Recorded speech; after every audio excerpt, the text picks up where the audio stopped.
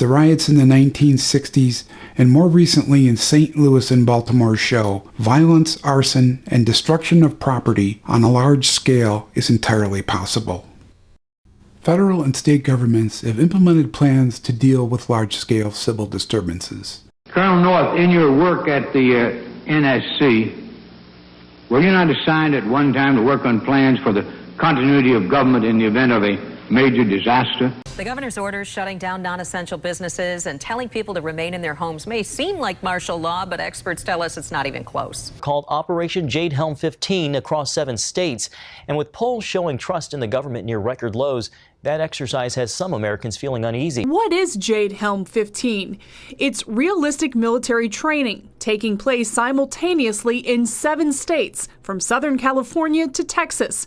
Over 8 weeks, the nation's elite special forces will practice unconventional warfare by operating outside their normal support systems, adapting to new terrain, and working with civilians to gain their trust. Once martial law is declared, most civil rights are temporarily suspended, and the U.S. military assumes control of all law enforcement duties, although existing law enforcement is still active and aids in establishing martial law.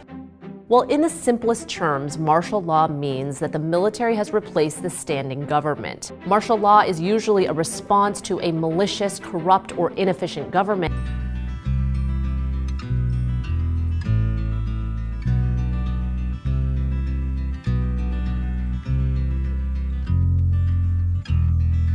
In the United States, martial law is directly linked to the writ of habeas corpus, which, broadly speaking, gives the judiciary the power to oversee law enforcement.